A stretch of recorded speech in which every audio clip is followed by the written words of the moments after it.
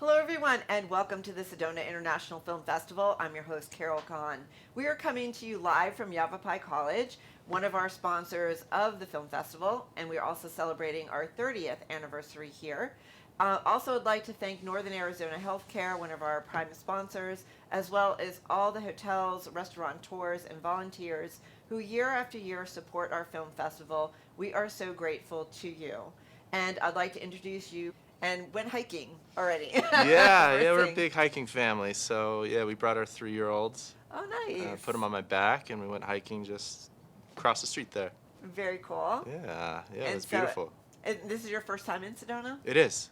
Yeah, I've been to Flagstaff, I've been to the Grand Canyon, but I've never been to Sedona, which is, I've been excited about this one for a while, for months now. So how did you miss it?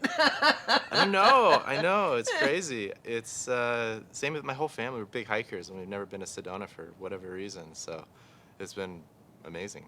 You So, know, yeah. and that's during the pandemic. That basically opened up the Yeah. door for, especially a lot of people from California came in to be in the outdoors and Yeah. hiking and all of that. Yeah, So yeah. it grew a lot. Yeah, It it's grew a a lot of testy attention. subject for a lot of people. It But is. yeah. It is. Yeah. We don't need to go there. Yeah, yeah. I don't blame you. It's okay. We want to talk about your film. So, talk to me a little bit about your film. Tell me what inspired you to do this particular film. Sure. A lot of times, an idea for me, just like the impetus starts with an image. And I had this image of a newlywed couple, like a car parked in a beautiful hill, and it says just married. And I just had an image of a shot, of a Steadicam shot that wraps around the car, and you see this couple that had just been married, and they're obviously already in a fight. And then I saw an image at the end, which I don't want to spoil too much, but where they're standing next to a grave, and then I kind of pieced together those two images. A lot of times I'll come up with the first image and the last image, and then if it doesn't escape my brain, if it keeps like kind of percolating, then just have to sit down and write it, and I did. And Right. I wrote, yeah, kind of connect those two images, and then I wrote a script, and it won a screenplay contest, and then life happened, the pandemic happened. My wife had a health scare, and one night I kind of had an anxiety attack, and I got up and I rewrote the whole thing by hand, and that's the film that you see is Oh, what wow. I So wrote at that's like 3 a in the lot morning. of a true life scenario kind of that happened. Yeah, severely exaggerated, obviously, but Yes. yeah. Yes.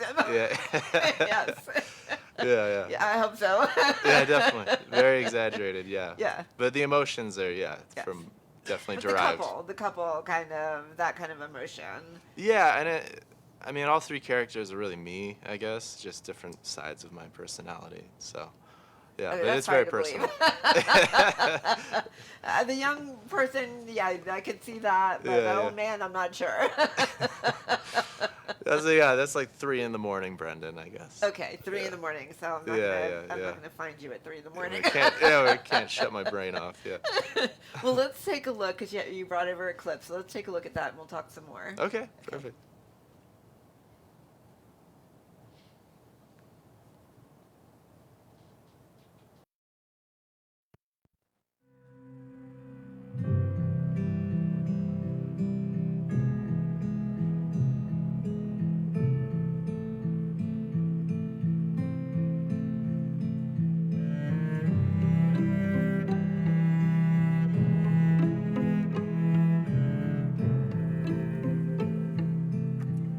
You keep looking for the funny. It's gonna get you through damn near everything.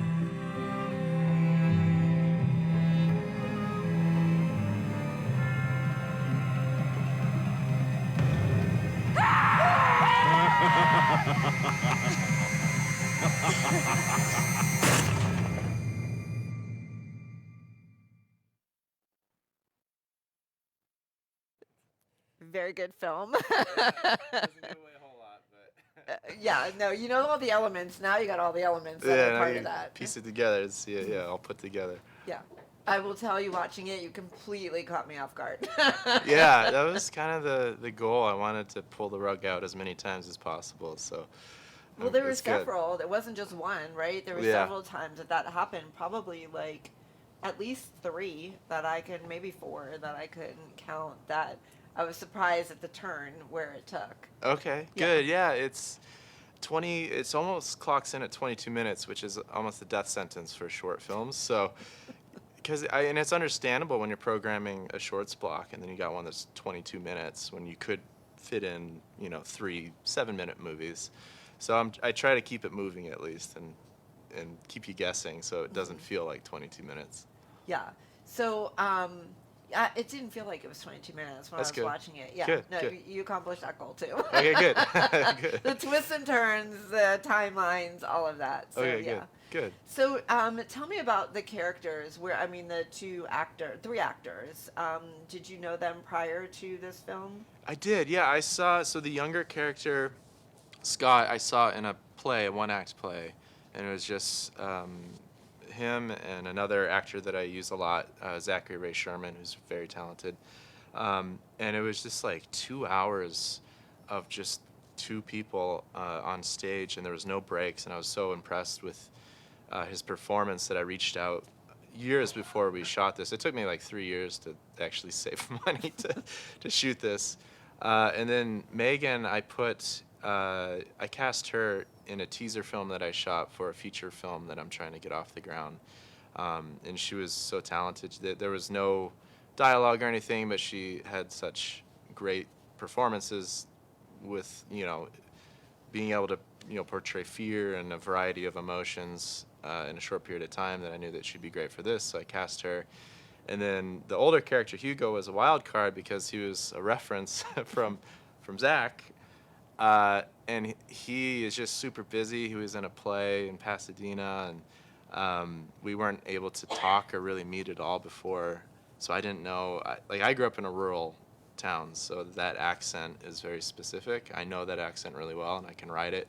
And he grew up in L.A., so I didn't know if he could do that character in that accent, but he showed up on set, and it was such an amazing surprise. He's an incredible actor. Yeah, he's amazing. Yeah, I don't think. I mean, I was just even trying to think like who else could play that part. I'm not really even sure. I mean, it was Yeah. done so well. Yeah. Like you couldn't even replace that. I think. Yeah, in the scripts, that character was more of like a wily, almost a cartoonish character.